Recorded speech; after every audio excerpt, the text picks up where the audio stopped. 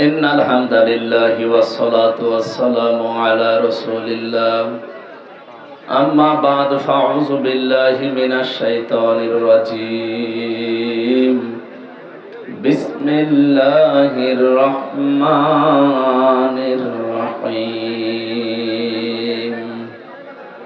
না একই আরম্ভ হয় এই সবাই চুপ থাকেন এখানে সব বসিয়ে দেন তো সব বসিয়ে দেন এই গেটের ভেড় কমান কথা বলা যাবে না ভাই আর এখানে টাকা গুনবেন না টাকা ভেতরে ভরে নেন বাড়ি যেয়ে গুনবেন যা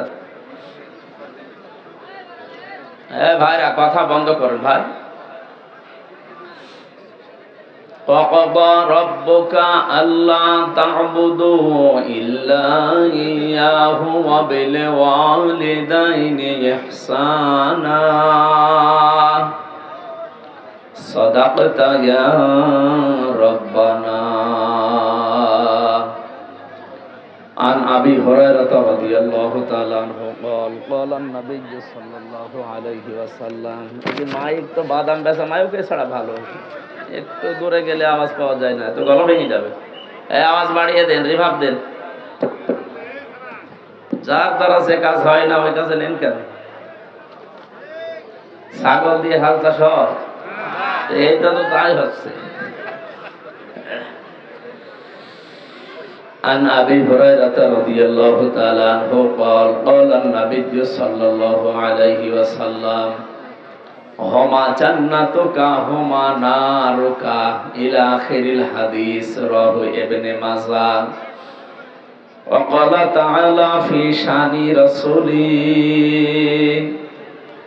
وما زادهم إلا إيمانا وتسليما اللهم صل على محمد وآله وصحبه وبارك وسلم الحمد لله ঢাকা জেলার সাভার থানার অন্তর্গত আশুলিয়া নবীনগর কোরগাঁও পুরাতন পাড়া হাজী মতিউর রহমান স্কুল ময়দানে হযরত ফাতেমা জোহরা রাদিয়াল্লাহু তাআলা আনহা মহিলা মাদ্রাসার চতুর্থ বাৎসরিক মহাবিশ্বের মহাবিশ্বয় আমাদের মালিক আমাদের মনিব মহান রব্বুল ইজ্জত আল জালালের মুখের পবিত্র বাণী কোরআনে কারীম পবিত্র অনুষ্ঠানের সম্মানিত সভাপতি জনাব মোহাম্মদ আমিনুর রহমান প্রধান অতিথি যাবে সাবেক সংসদ সদস্য এই কি আরম্ভ করেছে গো কি আশ্চর্য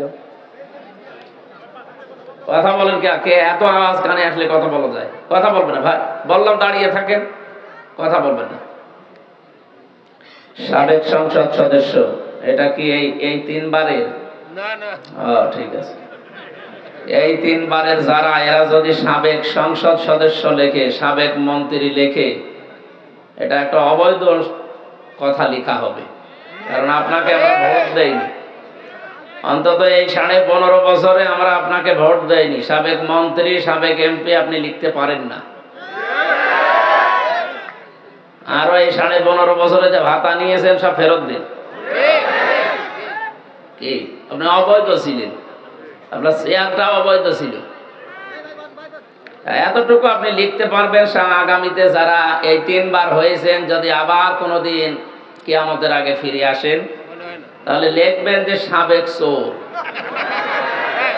যেটা সত্য সেটা লিখবেন অথবা একটু বেশি করে আমি বলে দিলাম আপনি সাবেক ডাকাত লিখতে পারেন লিখবেন আমরা নিষেধ করব না কিন্তু সাবেক সংসদ সদস্য এটা সম্মানিত একটা জায়গা আপনি এইটা কোন চোরের নামে ডাকাতের নামে আমরা লিখতে রাজি না সুতরাং উনি অবশ্যই 3 বারের আগে আমার সাথে জেলখানায় ছিলেন ডাক্তার দেওয়ান মোহাম্মদ সালাউদ্দিন বাবু বিশিষ্ট রাজনীতিবিদ বিশিষ্ট সমাজসেবক আল্লাহ রাব্বুল আলামিন তার গোলামকে হায়াতে তাজ্জেবা সিহাতে কলিয়া দান করুন বলেন আমিন এসেছে বাবু ভাই ব্যস্ততার কারণে রাস্তায় আসে আপনাদের মাহফিলে আসতেছে উনি আল্লাহ যেন ওনাকে সহজে এনে দেন এই মাহফিলে এতক্ষণ যারা আলোচনা রেখেছেন এবং সামনে যারা রাখবেন অরফানা লাকা যিকরাক সবার সম্মান মর্যাদা কামনা করছে আল্লাহ যেন দান করেন বিশেষ অতিথি অনেক মানুষের নাম দিয়েছেন আপনারা সবার জন্য আল্লাহর দরবারে দোয়া করি, যাদের নাম এখানে এসেছে অবশ্যই তাদের সম্মান আছে, নাই তো এখানে আপনারা দিতেন না। আল্লাহ পাক শুধু দুনিয়া না, মরণের পরেও তাদের সম্মান যেন ঠিক থাকে সেই কাজ করার তৌফিক তাদের দান করেন। মরণের পরে সম্মান ঠিক থাকবে কাদের? ইয়ারফাইল্লাহুল্লাযীনা আমানু মিনকুম ওয়াল্লাযীনা উতুল ইলমা দারাজাত। সূরা মুজাদালার 11 নম্বর আয়াতের মাঝের অংশে আছে আল্লাহ বলেন আমি উঁচা করতেই থাকি। ইয়ারফা এটা মুজারি, বর্তমান ভবিষ্যৎ, প্রেজেন্ট ফিউচার। এখন যেমন হচ্ছে, ভবিষ্যৎ বলতে এটা কিয়ামত পর্যন্ত। কিয়ামত পর্যন্ত উঁচু হতেই থাকবে তোমাদের ভেতরে যারা ঈমান আনে আর যারা ইলম পায়, জ্ঞান পায়। সুতরাং এই দুইটা আল্লাহ রাব্বুল আলামিনের পক্ষ থেকে সম্মান আর মর্যাদা বাড়ানোর কারণ। আমরা যেন এই দুইটা গুণে তাদেরকে গুণান্বিত দেখতে পাই। শুধু নাম দিলেই হবে, এই দুইটা গুণ লাগবে, তাহলে মন থেকে মানুষ সম্মান করবে। কি কথা বলেন না কেন?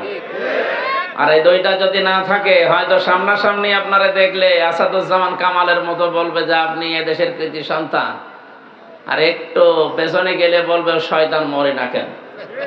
আমি তো নিজে শুনেছি এই গালি দিতে। সামনাসামনি বলছে আপনি এদেশে না আসলে এদেশ ডুবে মরতো, পেছনে যে বলছে আল্লাহ এত মানুষ দেখো, এরে দেখো না, এরে তুলে নিতে পারো না। আমার দাদা, আমি জেলখানায় থাকতে দাদাটা মারা গেছে,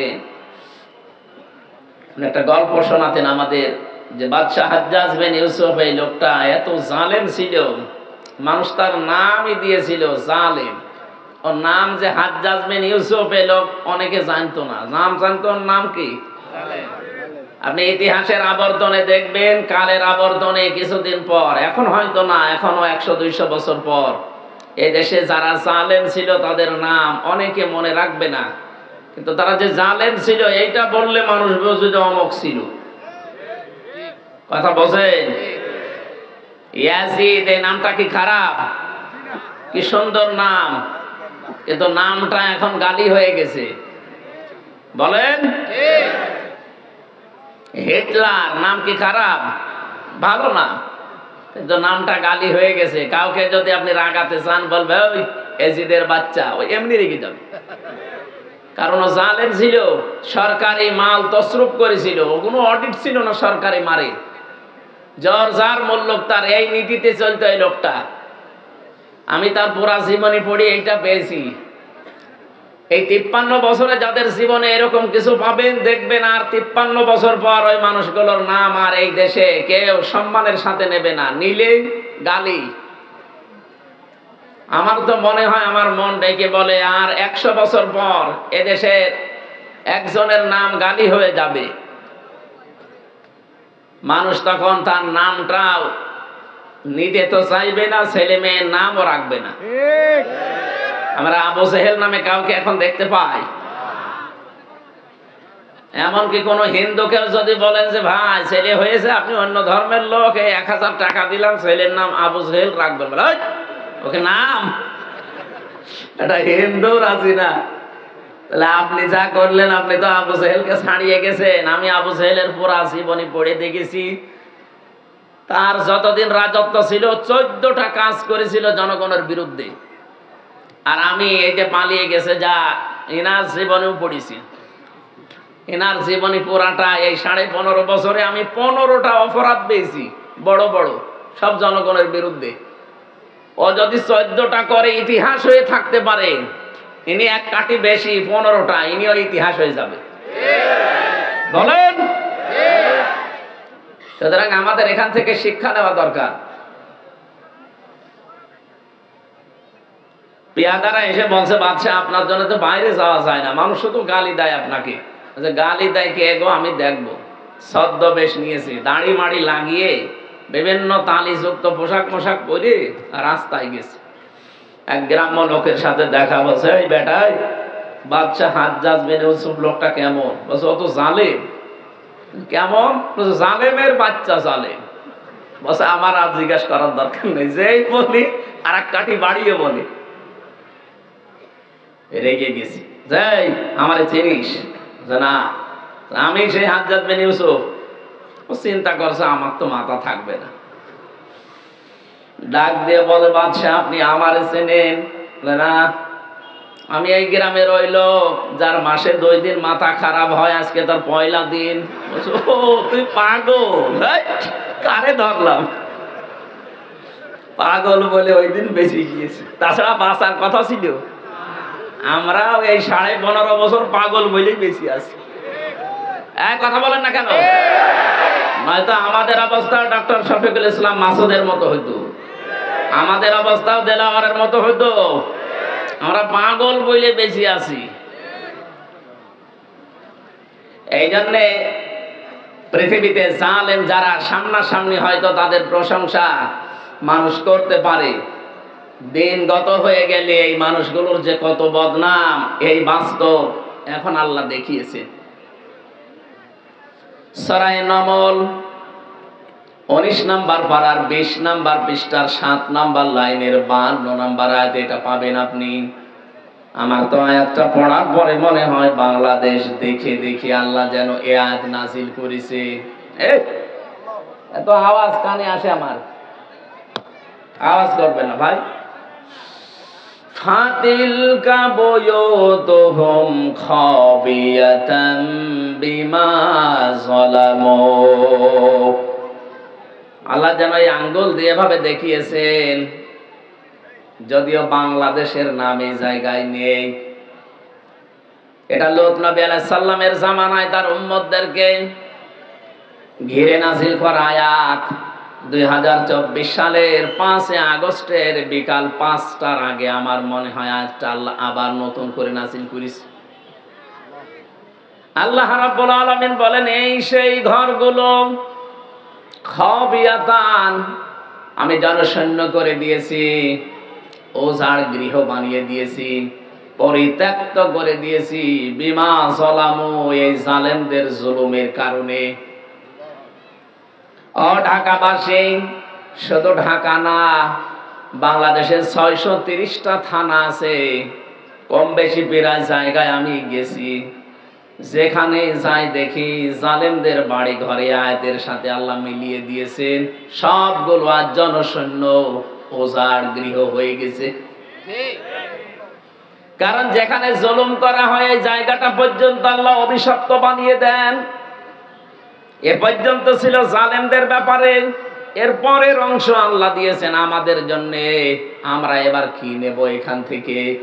ইন্না ফি যালিকা লাআয়াতাল লিকাওমিন ইয়ালামুন।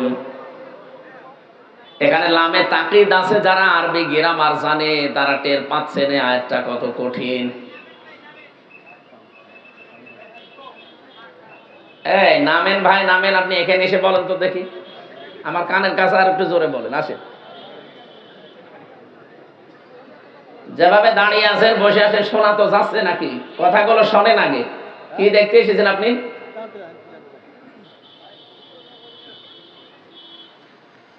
আল্লাহ রাব্বুল আলামিন বলেন, এর ভেতরে শিক্ষা আছে অবশ্যই, যারা জ্ঞানী তাদের জন্য। আমরা জ্ঞানী মনে করি নিজেদেরকে। আমাদের এখানে শিক্ষা কি? আমাদের শিক্ষাটা হচ্ছে এই জালেমদের বিশাল শিকড় কিন্তু আল্লাহ অলরেডি কেটে দিয়েছেন। ফাকাতিয়া দাবিরুল কওমিল্লাযিনা যালামু, সূরা আনআমের 45 নম্বর আয়াতের প্রথম অংশে আছে, রব্বুল আলামিন বলেন জালেমদের শিকড় কেটে ফেলা হয়ে গেছে। কেটেছে কে? না না, আপনি আলেম। এখানে কতিয়া শব্দ আছে, এটা মজহুল, এর ফাইল বা কর্তাকে জানা নেই। আল্লাহ বলেন জালেমদের শিকড় কাটা হয়েছে, কেটেছে কে? আবার বলেন আল্লাহ। কে কেটেছে নেই জানা। এই জন্য সারা দেশে জালেমদের বাড়িঘর, প্রতিষ্ঠান, অফিস, আদালত তাকান, সব মাটির সাথে মিশে গেছে, কিন্তু ভেঙেছে কে কেউ জানে না। আপনি কুষ্টিয়ায় হানিফের বাড়ির কাছে যান, পায়খানার প্যান পর্যন্ত মানুষ খুলে নিয়ে চলে গেছে, তো নিয়েছে কে কেউ জানে না। সারা দেশে অবস্থা একই। এখান থেকে আপনি কি নিতে পারেন? এই সাভারের ইউনিয়নের চৌকিদার থেকে শুরু করে সংসদ পর্যন্ত আপনি তাকাবেন, জালেমদের কিন্তু স্তরে স্তরে লোক সব সেট করা ছিল। এখন আছে? এখন কেউ পরিচয় দেওয়ার মতো সাহস আছে? কোথায় পৌঁছিয়েছে আল্লাহ? খালি এই জুলুমের কারণে। কিসের কারণে? আল্লাহ এখান থেকে আমাদেরকে যেন বারবার তাকিয়ে আছে, দুই জায়গায় তাকিদ আছে, ইন্না একটা, লা একটা। আল্লাহ বলেন আমি তাকিদ দিয়ে বলছি, ভালো করে শোনো, অবশ্যই এর ভেতরে শিক্ষা আছে। যারা জ্ঞানী দাবি করো তাদের জন্য। জালেমদের এত বড় শিকড় যদি কেটে আমি নির্বংশ করে দিতে পারি, আজ পৃথিবীতে আবার যারা তোমরা চেয়ারে বসবে, তারাও যেন যদি জুলুম করে তাদের বাড়ি ঘরও কিন্তু শ্মশান হয়ে যাবে। যেন আমাদের উচিত আমরা অতীত থেকে, জালেমদের জীবন থেকে যেন শিক্ষা নেই। সামনে যারা আসবেন, যে আসবেন জনগণের মালিক না, জনগণের সেবক হবে। কথা বলেন না কেন? আমরা এরকম সেবকই দেখতে চাই, মালিক দেখতে চাই না।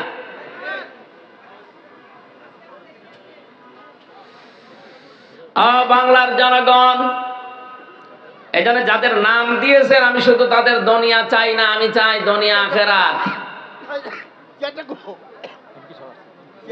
আমাদের এমপি সাহেব, সাবেক এমপি সাহেব এসেছেন, ওনার জন্য একটা চেয়ার এখানে দেন। সাবেক এমপি বাবু ভাই, আরে কোনটা? ও বাবু ভাই, চেহারা তো পাল্টিয়ে গেছে। 15 বছর বাইচে আছি, যথেষ্ট। আপনি করেন আমি বসছি। আপনি আমার পাশেই ছিলেন, আপনি 1 নম্বরে ছিলেন, আমি 4 নম্বরে। সুবহানাল্লাহ, আলহামদুলিল্লাহ, লা ইলাহা ইল্লাল্লাহ। সুবহানাল্লাহ, আলহামদুলিল্লাহ, লা ইলাহা ইল্লাল্লাহ, লা ইলাহা ইল্লাল্লাহ, মুহাম্মাদুর রাসূলুল্লাহ। সাভারবাসী, যে কথাটা বলছিলাম, যতগুলো মানুষের নাম আপনারা দিয়েছেন, আমরা চাই এদের সম্মান মর্যাদা এ দুনিয়া শুধু না, মরণের পরও যেন আল্লাহ জান্নাত পর্যন্ত টিকিয়ে রাখেন। বলেন আমিন। কয়টা জিনিস লাগবে জানো? 2টা।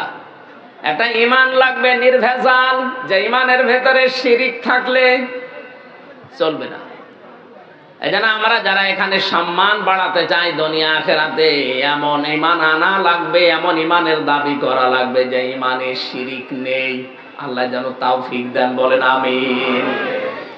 আমি এক কথায় জবাব দিচ্ছি, এদিকে তাকান ভাই। এমন এমন বাক্য বাংলা ইংরেজিতে পড়েননি, এক কথায়, এটাও এক কথায়। আল্লাহ যেটা পারে ওইটা অন্য কেউ পারে, এই বিশ্বাস যদি কেউ করেন, আপনি শিরিক করলেন। শিরিক যে করে সে মুশরিক। মুশরিক মারা গেলে বিনা হিসাবে, বিনা বিচারে জাহান্নামে।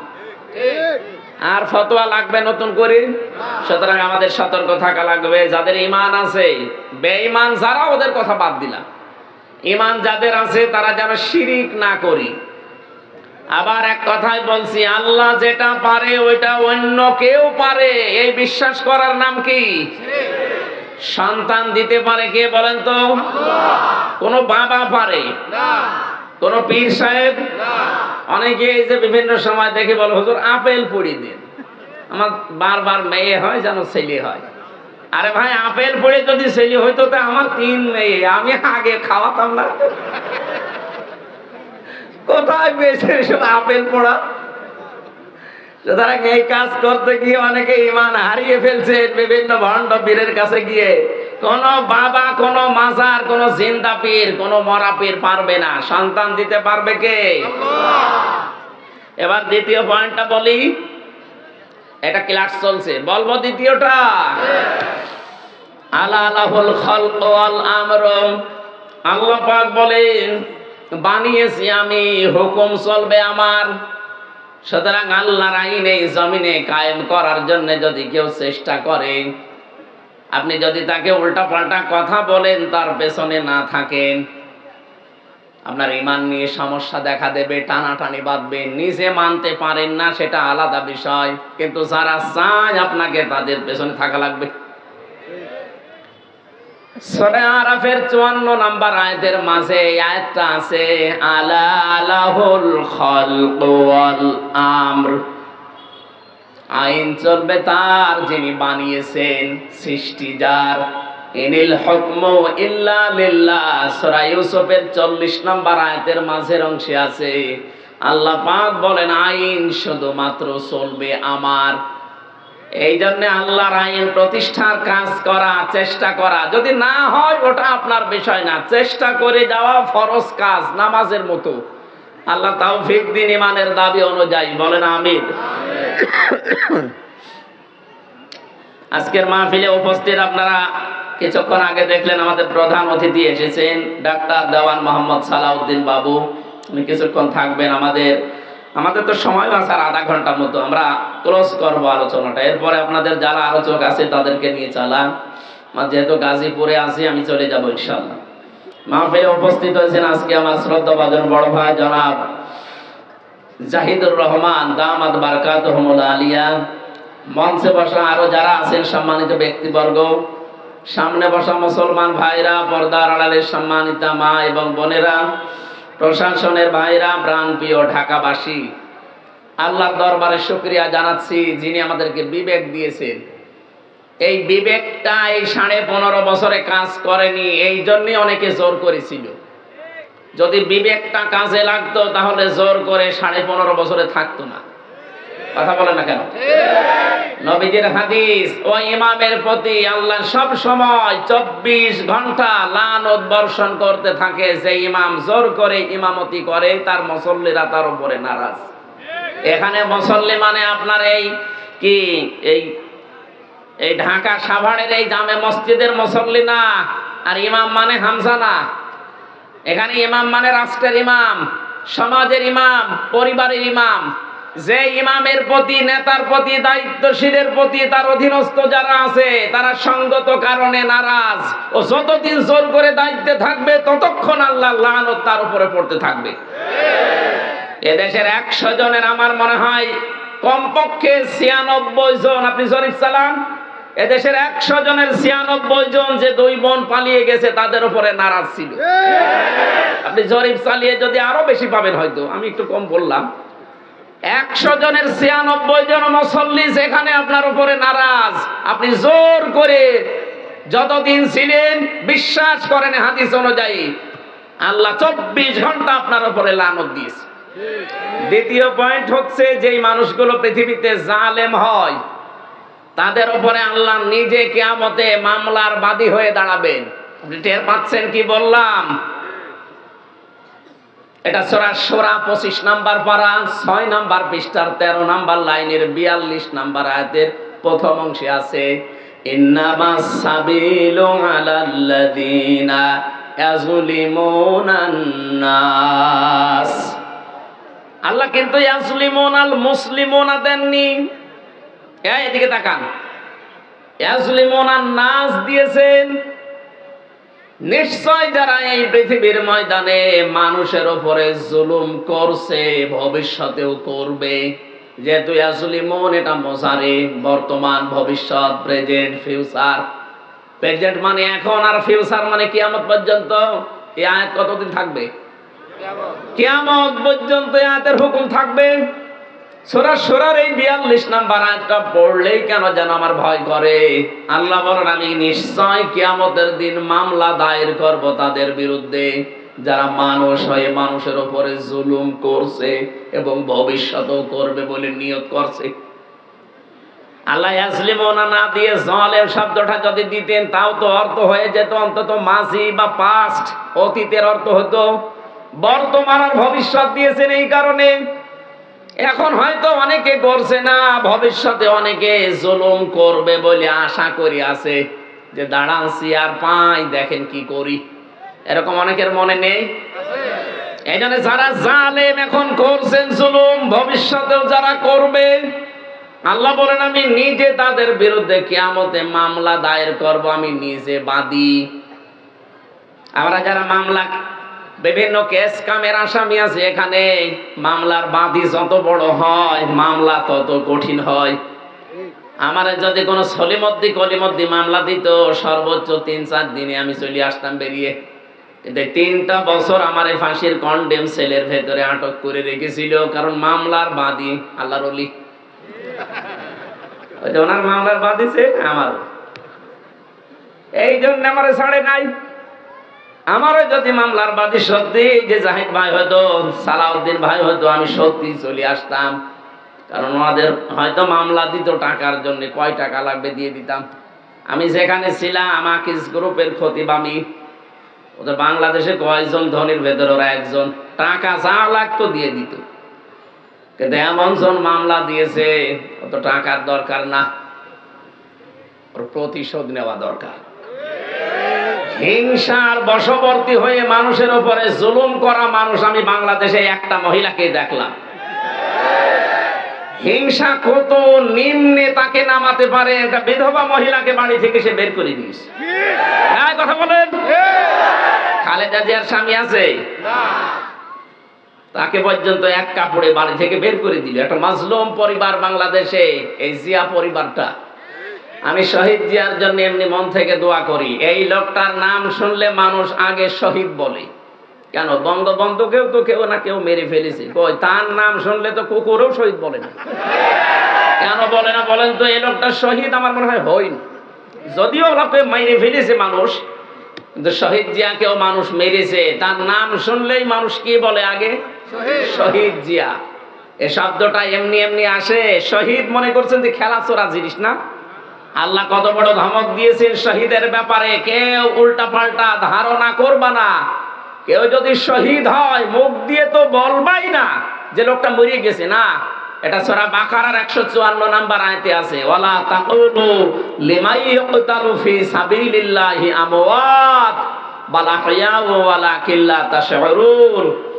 আল্লাহ পাক বলেন যারা শহীদ হয়, হে পৃথিবীর মানুষেরা, কেউ এই কথা বলবা না যে মরে গেছে, বরং তারা জীবিত, কিন্তু তোমরা টের পাও না। দ্বিতীয় সূরা আলে ইমরানের 169 নম্বর আয়াতে আছে, ওয়ালা তাকুলু ওয়ালা তাহসাবান্নাল্লাযীনা কুতিলু ফি সাবিলিল্লাহি আমওয়াতা বাল আহইয়াউন ইনদা রাব্বিহিম ইরযাকুন। আল্লাহ বলেন মুখে বলার পরে মানুষ যেহেতু ধারণা করতে পারে, ধারণার উপরও আমি নোটিশ দিলাম, আইন জারি করলাম, সাবধান, কেউ যেন ধারণাও করবা না যে ও মরে গেছে, না। যারা শহীদ হয় এই মানুষগুলো জিন্দা, জীবিত, আর আমি নিজে আল্লাহ তাদেরকে খাওয়াই। আরো জোরে বলেন সুবহানাল্লাহ। হিংসার বশবর্তী হয়ে মানুষ যত নিচে নামতে পারে, কোরআনে সূরা মায়েদার 2 জায়গায় আল্লাহ এক কথা দিয়েছেন, ওয়ালা ইয়াজরিমান্নাকুম শানাআনু কওমিন। তোমরা হিংসার বশবর্তী হয়ে, রাগের বশবর্তী হয়ে কোন ব্যক্তি, পরিবার, সমাজ, রাষ্ট্র, দল, গোষ্ঠী, তাদের উপরে যেন এমন কোন কাজ করবা না যে পরে আফসোস করা লাগে। আর 15.5 বছরে যাই করেছেন জনগণের উপরে, 14 দল বাদ দিয়ে আমরা যা আছি সব মাজলুম না? কথা বলেন। যারা এই জুলুম করেছেন তাদের এখন রাতে ঘুম হওয়ার কথা। উনি এখন ওই দেশ থেকে চলে আসতে চায়, বলে আমি অঘোষিত জেলখানায় আছি, আমি আর এখানে থাকবো না, আমি চলে যাব। আসেন, 275টা মামলা আপনার নামে। আপনি কি এমনি এমনি এসে আবার থেকে যাবেন? একটা বিনা কারণে মিথ্যা মামলা দিয়ে বিধবা মহিলাকে আপনি 6 বছর জেল খাটালেন, আর আপনার একেবারে সব লিগাল মামলা 275টা আরো হবে। আমারে মিথ্যা মামলা দিয়ে যদি 3 বছর রাখতে পারে, আপনার 275টা মামলা এক একটায় যদি 3 বছর করে হয়, কবরে চলে যাবেন, আবার উঠবেন, আবার যাবেন, তাও সাজা শেষ হবে না যা করেছে। এই জন্য আমরা যেন হিংসার বশবর্তী হয়ে, রাগের বশবর্তী হয়ে কোনো ব্যক্তি, কোনো গোষ্ঠী, কোনো দল, কোনো পরিবার, কারো উপরে যেন এমন কোনো কাজ না করে যে পরে আবার কিয়ামত পর্যন্ত আফসোস করা লাগে। আল্লাহ আগে এই প্রশ্নপত্র ফাঁস করে দিলেন, এরপরও যদি কেউ সাবধান না হয় সেটা তার কপালের দোষ। আল্লাহ আমাদেরকে বেঁচে থাকার তৌফিক দিন, বলেন আমিন। এই জন্য জালেম যারা, এরা আল্লাহর মামলার আসামি। আমি ওনাকে উদ্দেশ্য করে বলছি এই কারণে, এই 15.5 বছরে যারা জুলুম করেছেন, যাদের কারণে মানুষ ঘরে থাকতে পারে নাই, মিথ্যা মামলা দিয়ে, মিথ্যা সাক্ষী দিয়ে বছরের পর বছর অন্ধপ্রকোষ্ঠে রেখে দিয়েছেন। শুধু এতটুকু না, গুম করেছেন, খুন করেছেন, আয়না ঘরে রেখেছেন। আমারও মিনি আয়না ঘরে 10 দিন রেখেছিলেন। বেগটাই আমারে নেয়নি, আমার ছোটটাই নিয়েছিল। আমি দেখেছি মানুষ মানুষের উপরে কি অত্যাচার করে ওখানে, তাহলে বড়টাই কি করেছে।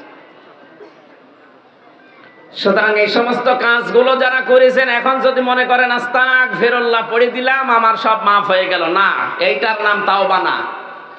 অপরাধ যার কাছে, স্বীকার করবেন তার কাছে। এক কথা বলেন না কেন? সুতরাং এই 15.5 বছরে যার যার কাছে অপরাধ করেছেন, আপনি যদি মাপ পেতে চান, যদি ধরা না খেতে চান কিয়ামতে, তাহলে যার যার অপরাধ করেছেন তার কাছে আগে স্বীকার করবেন আর তার ক্ষতিপূরণ দিয়ে দেবেন। আমি জেলখানায় এক ওসি পেয়েছিলাম, মানে আমার মাঝে মাঝে কন্টেম সেলের ভেতরে আমার কাছে এসে বলতো, হুজুর আমি এই যে নির্বাচনে এর আগে যেটা বাইরে ছিলাম, ওই যে রাতের ভোট দিনে হয়ে গেল না, ওজা আমার রাত 12টার পর থেকে আমার যা লোকজন আছে, আমি আল্লাহর রাস্তায় ভোট কাটা আরম্ভ করলাম। ফজর পর্যন্ত এই কাজ করলাম, বাক্স ভর্তি করে পাঠিয়ে দিলাম। এবার ফজরের আজান দিল, আমি গোসল করলাম, ওযু করে 2 রাকাত শুকরিয়ার নামাজ পড়লাম, তওবার নামাজ। 2 রাকাত তওবার নামাজ পড়ে বললাম যে আস্তাগফিরুল্লাহ। আমার এই তওবা কি হয়েছে? কিসের তওবা আপনার? আপনি কি আল্লাহর কাছে দোষ করেছেন যে আপনি আস্তাগফিরুল্লাহ পড়েন? আপনি দোষ করেছেন হামজার কাছে। এই কথা বলেন না কেন? একটা এমপি বানাতে 3.5 থেকে 4 লাখ হামজা লাগে, হামজার বউ লাগে। আপনি তাদের সব ভোট নিজে দিয়ে এখন পড়ছেন আস্তাগফিরুল্লাহ। আপনি আল্লাহর কাছে দোষ করলে মাপ পেতেন, দোষ করেছেন হামজার কাছে আর হামজার বউর কাছে। এক কথা বলেন না কেন? আগে আমাদের কাছে আসবেন, আমরা যদি বলি মাপ করতে পারি, 2টা করে লাথি দেব, তাই খাওয়া লাগবে। যদি বলি না 2টা লাথি হবে না, আরো কিছু দেওয়া লাগবে, তাই আপনাকে দেওয়া লাগবে। কিন্তু দুঃখের বিষয়, আরো পরিতাপের বিষয়, আরো ভয়ঙ্কর বিষয়, আপনি মাপ চাবেন কি করে? আপনি তো 8 বছর জেল আপনার। আপনি 8 বছর পরে বের হয়ে দেখবেন অনেক হামজার বউ মারা গেছে। আপনি তাদের কাছে মাপ চাবেন কি করে? এক কথা বলেন না কেন? এই জন্য এইরকম পাগলামি যেন আর কেউ সামনে না করি। কোন জালেমাকে টিকিয়ে রাখতে আপনি নিজের জীবনটা জাহান্নামের আসামি বানিয়ে ফেললেন। আপনি টের পাচ্ছেন আল্লাহর মামলার আসামি আপনি। এদেশে 1628টা চেয়ার ছিল, মেন চেয়ার। যারা দায়িত্বে ছিলেন কম বেশি সবগুলো হয় জালেম, নয় জালেমের দোষক। আর এরা সব মামলার আসামি কার? হামজা যদি আপনাকে মামলা নাও দেয়, আপনি কিন্তু অলরেডি আল্লাহর মামলার আসামি। এদের সাবধান থাকা লাগবে। আমি যে 2টা পয়েন্ট বললাম, একটা জুলুমের জন্য, আর একটা ইমাম ইমামতি করবে কিন্তু মুসল্লিরা তার উপরে সঙ্গত কারণে নারাজ, তার উপরে আল্লাহ 24 ঘন্টা লানত দিতে আছে। এরকম কোন কাজ আমাদের দ্বারা সামনে যেন না হয়। আল্লাহ আমাদেরকে তৌফিক দিন বেঁচে থাকার, বলেন আমিন। এটা রজব মাস, আজকে 26 তারিখ। এই রাতেই বিশ্ব নবীকে আল্লাহ নিয়েছিলেন এই ধলির ধরা থেকে। তার আরশ মহল্লায় বিভিন্ন নিদর্শন দেখিয়েছেন একাধারে 27 বছর। কয় বছর? 27টা বছর তাকে মাত্র 14টা জিনিস শিখিয়েছিলেন। কেন? 13টা বছর তিনি নবুয়ত পাওয়ার পরে জুলুম, অত্যাচার, নির্যাতনের শিকার হলেন। তার চাচাটা গেল মারা, স্ত্রী গেল মারা। এটা দুঃখের বছর বলা হয়। রব্বুল আলামিন বলেন, হে নবী, আপনাকে আমি সামনে একটা রাষ্ট্রের দায়িত্ব দেব, এবং রাষ্ট্রকে কল্যাণময় রাষ্ট্র করতে হলে কি করা লাগবে আপনাকে আমি নিজে হাতে কলমে আমার ল্যাবরেটরিতে, গবেষণাগারে বসিয়ে আপনাকে আমি শিখাবো। বিশ্বনবী মুহাম্মদ রাসূলুল্লাহকে আল্লাহ নিয়ে গেলেন, লিনুরিয়াহু মিন আয়াতিনা ইন্নাহু হুয়াস সামিউল আলিম। আল্লাহ বলেন, আমার বিভিন্ন নিদর্শন তাকে দেখিয়েছি, জান্নাত, জাহান্নাম, পুলসিরাত, মিজানের পাল্লা, সবগুলো তাকে দেখালাম। এখান থেকে একটা তথ্য আমি বের করেছি, এদিকে তাকান। আপনারা হয়তো চিন্তা ভাবনা করলে আপনার জ্ঞানেও আসবে। মিজানের পাল্লা আমরা সে জন্মের পর থেকে নাম শুনছি। মিজানের পাল্লা মানে কি বলেন তো? দাড়ি পাল্লা অনেকে মনে করে দাড়ি পাল্লা, মিজানের পাল্লা মানে দাড়ি পাল্লা না। মিজান মানে মানদণ্ড। মিজান মানে কি বলেন বলেন? কিয়ামতের ময়দানে আল্লাহ এটা সেট করবে আপনার নেকি আর বদি ওজন করার জন্য। এইটাই তো আমরা জানি নাকি? এক কথা বলেন না কেন? যেখান থেকে যা শুনবেন দেখবেন ওখান থেকে একটা শিক্ষা আসবে। ভালো করে শোনেন। বলেন তো কিয়ামতের দিন আল্লাহ পাক মাপ দেবেন মিজানের পাল্লা। আমরা যেটা বলি মিজানে কি মাপবেন? আমল। আমল কি? আমল মানে বাংলায় কি? কাজ। বলেন বলেন। এ পর্যন্ত বুঝেছেন কিনা বলেন? আমল মানে কি? আমল মানে। এবার এখানে একটা পাগলকে জিজ্ঞাসা করেন তো যে আমল কাজ, আমল মানে কাজ কি দাড়ি পাল্লায় তুলে দিয়ে মাপে যে 5 কেজি কাজ? কিভাবে মাপে? কাজ মাপে গুরুত্বের ভিত্তিতে। কিসের ভিত্তিতে? এই যে প্যান্ডেলটা যদি এখন ডাক্তার সাহেবকে বলা হয় যে আপনি মেপে দেন, উনি মেপে দেওয়ার জন্য কি দাড়ি পাল্লায় তুলে দেবে? এটার জন্য মাপতে একটা আলাদা যন্ত্র আছে, তার নাম ফিতা বা গজ। এই কথা বলেন না কেন? এই যে পানির বোতল দেন আমাকে খাবার জন্য, পানিটা যদি ওনার কাছে দেয় উনি কি ফিতা দিয়ে মাপবে? এর জন্য সিসি আছে, লিটার আছে। আপনাকে আমি চাউল দিলাম, চাউলকে আপনি ফিতা দিয়ে মাপবেন? বলেন। এটার জন্য বাটখারা আছে, কেজি আছে, পাথর আছে, আলাদা যন্ত্র সব। পৃথিবীর প্রতিটি জিনিস পরিমাপ করার জন্য আলাদা আলাদা যন্ত্র আছে, তার নামও আলাদা আলাদা। কিয়ামতের দিন আল্লাহ আমল মাপবেন। আমল মানে কাজ। আমল মানে কাজ। কোনদিন দাড়ি পাল্লায় মানুষ মাপে না। কোনদিন চিন্তা করেছেন এই শব্দটা নিয়ে যে কিয়ামতের দিন আল্লাহ মিজান সেট করবে? আর নবীকে আল্লাহ মিজান দেখিয়েছিলেন। কাজ কোনদিন মানুষ দাড়ি পাল্লা দিয়ে, সিসি দিয়ে, স্ক্যান দিয়ে, পাথর দিয়ে, কেজি দিয়ে মাপে না।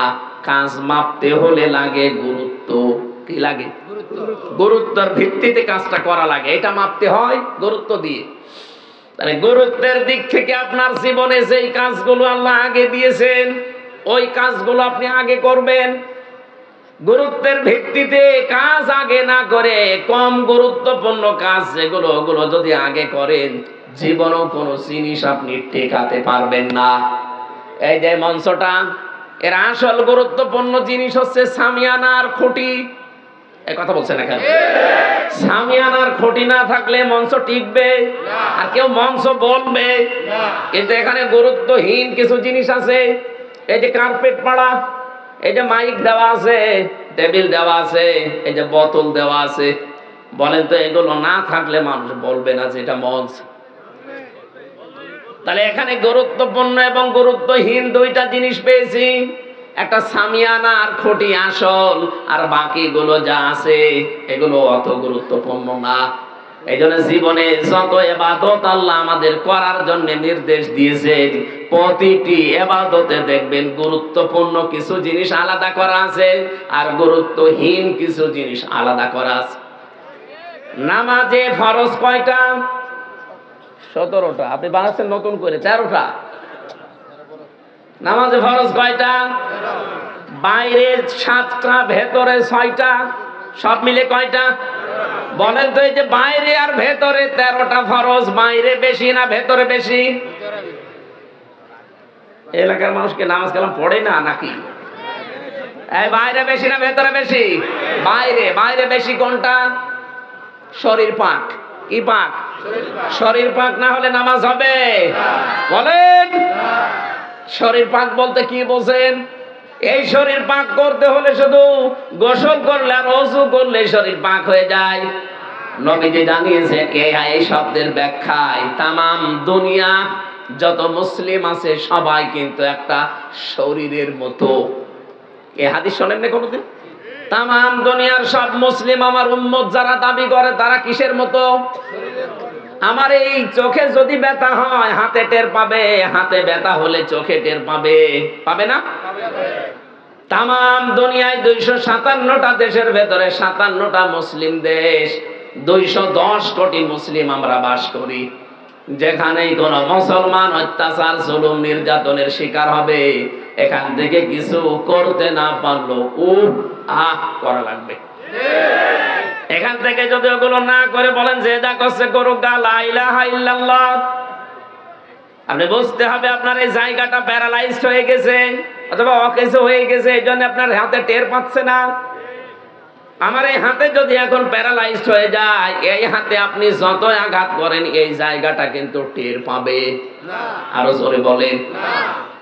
আমেরিকা যারা অত্যাচার করে, গাজায় যারা অত্যাচার করলো, ফিলিস্তিনে এখনো যারা অত্যাচার চালাচ্ছে, বাংলাদেশেও যারা অত্যাচার করেছে, এই দৃশ্যগুলো দেখে যদি কোনো মুসলমান বলে না ওটা আমার দলের না, ওটা আমার লোক না, যেটা করছে করুক, আমি তো ভালো আছি, আপনি মনে করবেন আপনার এই জায়গাটা প্যারালাইজড হয়ে গেছে আপনার ইমানের ভেতরে।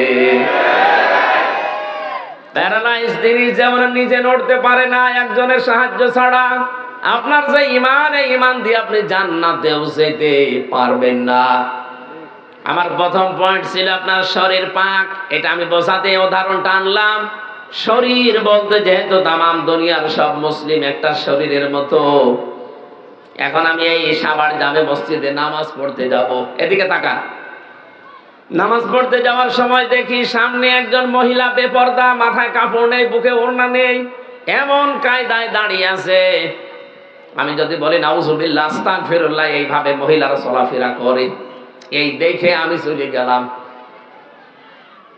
মনে করেন শাবনূরের মতো একটা মহিলা এরকম বেপরদায় দাঁড়িয়ে আছে, নামাজে দাঁড়িয়ে যদি আপনি সূরা কিরাত তেলাওয়াত করেন, আলহামদুলিল্লাহি রাব্বিল আলামিন, আপনি যতই আল্লাহর ওলি দাবি করেন, মনে মনে খেয়াল করবেন যে আমি কি দেখি আসলাম।